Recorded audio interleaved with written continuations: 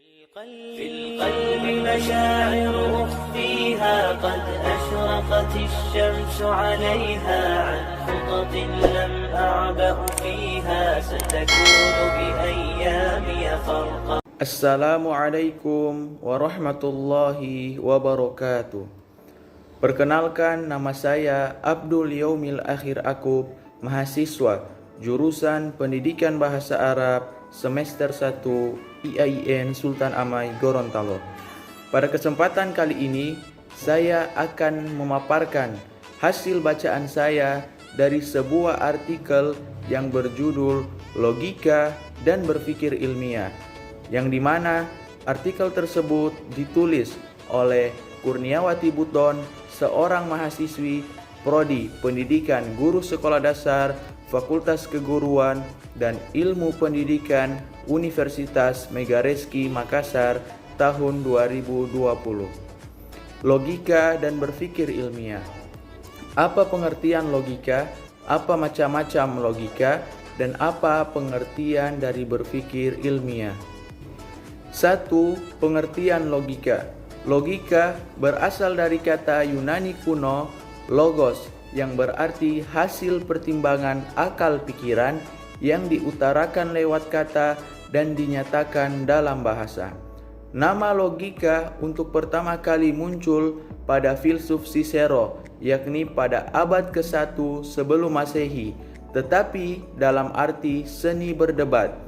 Alexander Aphrodiseus sekitar permulaan abad ke-3 sesudah Masehi adalah orang pertama yang mempergunakan kata logika dalam arti ilmu yang menyelidiki lurus tidaknya pemikiran kita. Menurut Louis Okhotskov, logika ialah ilmu pengetahuan mengenai penyimpulan yang lurus. Ilmu pengetahuan ini menguraikan tentang aturan-aturan serta cara untuk mencapai kesimpulan serta didahului oleh suatu perangkat premis. 2. Macam-macam logika. Macam-macam logika menurut De Liangji tahun 1980 dalam Adib tahun 2010 halaman 102 sampai 104, yaitu 1. Logika dalam pengertian sempit dan logika dalam pengertian luas. Dalam arti sempit, logika searti dengan logika deduktif atau logika formal. Sedangkan dalam arti luas, pemakaiannya mencakup kesimpulan-kesimpulan dari berbagai bukti dan tentang bagaimana sistem penjelasan disusun dalam ilmu alam, serta meliputi pula pembahasan mengenai logika itu sendiri. Yang kedua, logika deduktif dan logika induktif. Logika deduktif adalah cara berpikir dengan menggunakan premis-premis dari fakta yang bersifat umum ke khusus yang menjadi kesimpulannya. Sementara logika induktif adalah sebaliknya, yakni merupakan cara berpikir yang berdasarkan fakta-fakta yang bersifat khusus terlebih dahulu dipakai untuk menarik kesimpulan yang bersifat umum. Yang ketiga, logika murni dan logika terapan. Logika murni merupakan pengetahuan mengenai asas dan aturan logika yang berlaku umum pada semua segi dan bagian dari pernyataan-pernyataan dengan tanpa mempersoalkan arti khusus dalam sesuatu cabang ilmu dari istilah pernyataan yang dimaksud. Sementara logika terapan adalah pengetahuan logika yang diterapkan dalam setiap cabang ilmu, bidang-bidang filsafat, dan juga dalam pembahasan yang menggunakan bahasa sehari-hari. Yang ketiga, pengertian berpikir ilmiah. Berpikir ilmiah adalah berpikir logis dan empiris. Logis adalah masuk akal, dan empiris adalah dibahas secara mendalam berdasarkan fakta yang dapat dipertanggungjawabkan.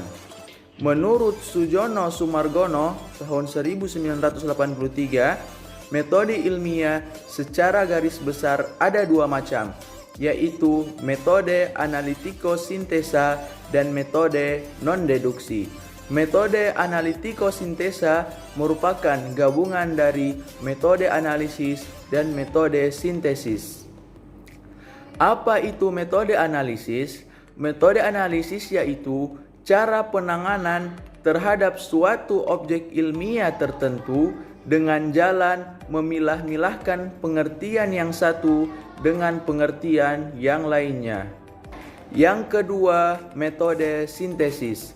Metode sintesis yaitu cara penanganan terhadap sesuatu objek tertentu dengan cara menggabungkan pengertian yang satu dengan pengertian yang lainnya sehingga menghasilkan sesuatu pengetahuan yang baru. Yang selanjutnya adalah metode non-deduksi. Metode non-deduksi merupakan gabungan dari metode induksi dan metode deduksi. Seperti yang telah dipaparkan sebelumnya, metode induksi yaitu suatu cara yang dipakai untuk mendapati ilmu pengetahuan ilmiah dengan bertitik tolak dari pengamatan atas hal-hal atau masalah yang bersifat khusus, kemudian menarik kesimpulan yang bersifat umum. Sedangkan metode deduksi yaitu suatu cara yang dipakai untuk mendapatkan pengetahuan ilmiah dengan bertitik tolak dari pengamatan atas hal-hal atau masalah yang bersifat umum, kemudian menarik kesimpulan yang bersifat khusus. Dari pemaparan tadi dapat disimpulkan bahwa dalam mempelajari suatu nilai kebenaran, manusia dituntut untuk bisa memanfaatkan wahana berpikir yang dimilikinya. Manusia juga harus memposisikan dirinya di posisi kebenaran. Logika melahirkan deduksi dan induksi. Secara umum, deduksi dan induksi adalah suatu proses pemikiran untuk menghasilkan suatu kesimpulan yang benar didasarkan pada pengetahuan yang dimiliki. Metode ilmiah berkaitan dengan gabungan dari metode deduksi dan metode induksi. Jadi, suatu proses pemikiran dapat dituangkan dalam pembuatan metode ilmiah dan juga membuktikan tentang penalaran yang melahirkan logika dengan metode deduksi dan metode induksi, maka akan menghasilkan pengetahuan yang baru.